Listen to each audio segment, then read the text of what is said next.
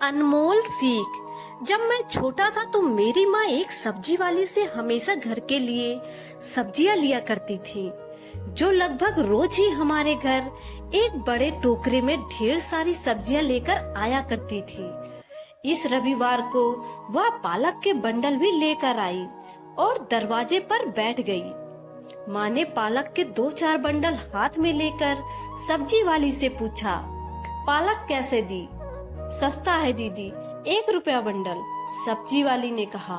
माँ ने कहा, ठीक है, 2 रुपए में 4 बंडल दे दे। इसके बाद कुछ देर तक दोनों अपने अपने ऑफर पर झिकझिक खिटपिट करते रहे। सब्जी वाली कुछ नाराजगी जताते हुए बोली, इतनी तो मेरी खरीदी भी नहीं है दीदी। फिर उसने एक झटके के साथ अपना टोकरा उठाया और उठकर जाने लगी। लेकिन 4 कदम आगे बढ़ने के साथ ही पीछे मुड़ी और चिल्लाई, चलो 4 बंडल के 3 रुपए दे देना दीदी, आपसे ज्यादा कमाऊंगी क्या? मेरी माँ ने अपना सिर नहीं में हिलाया। 2 रुपए में 4 बंडल, मैं बिल्कुल ठीक बोल रही हूँ, क्योंकि तू हमेशा की पुरानी सब्जी वाली है। चल अब दे दे भी। परंतु सब्जी वाली रुकी नहीं, आगे बढ़ गई। शायद वे दोनों एक दूसरे की रणनीतियों को भली भांति जानते थे, और यह खरीदने और बेचने वालों के बीच रोज ही होता होगा। 8-10 कदम जाकर सब्जी वाली मुड़ी और हमारे दरवाजे पर वापस आ गई। माँ दरवाजे पर ही इंतजार कर रही थी।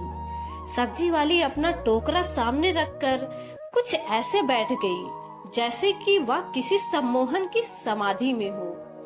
मेरी माँ ने अपने दाहिने हाथ से प्रत्येक बंडल को टोकरे से निकाल निकाल कर दूसरे हाथ की खुली हथेली पर हल्के से मारा, और इस तरह पीढ़ी दर पीढ़ी के सीखे हुए मात्रात्मक, गुणात्मक और आलोचनात्मक मानदंडों से प्रत्येक बंडल की जांच करके अपनी संतुष्टि से 4 बंडलों का चयन किया। सब्जी वाली ने पालक के बाकी बंडलों को फिर से अपने टोकरे में सजाया और पैसे लेकर अपने बटुए में डाल लिए। सब्जी वाली ने बैठे बैठे ही अपना टोकरा अपने सिर पर रखा और उठने लगी। लेकिन टोकरा सिर पर रखकर जैसे ही वह उठने लगी, वह उठ न सकी और धप से नीचे बैठ गई। मेरी माँ ने उसका हाथ थाम लिया और पूछा, क्या हुआ? चक्कर आ गया क्या सुबह कुछ खाया नहीं था? सब्जी वाली ने कहा, नहीं दीदी, चावल कल खत्म हो गया था। आज की कमाई से ही मुझे कुछ चावल खरीदना है, घर जाकर पकाना है, उसके बाद ही हम सब खाना खाएंगे।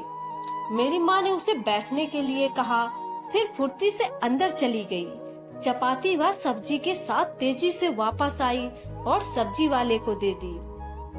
एक गिलास में पानी उसके सामने रखा और सब्जी वाली से कहा, धीरे धीरे खाना, मैं तेरे लिए चाय बना रही हूँ। सब्जी वाली भूखी थी, उसने प्रेम पूर्वक रोटी खाई, पानी पिया और चाय समाप्त की। मेरी माँ को बार बार दुआएं देने लगी।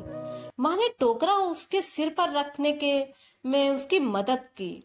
फिर वह सब्जी वाली चली गई। मैं हैरान था। मैंने माँ से पूछा, माँ, आपने 2 रुपए की पालक की भाजी के लिए मोल भाव करने में इतनी कठोरता दिखाई, लेकिन उस सब्जी वाली को इतने अधिक मूल्य का भोजन देने में कई गुना अधिक उदार बन गई। यह मेरे समझ में नहीं आया। मेरी माँ मुस्कुराई और बोली, बेटा ध्यान रखना, व्यापार में कोई दया नहीं होती और दया में कोई व्यापार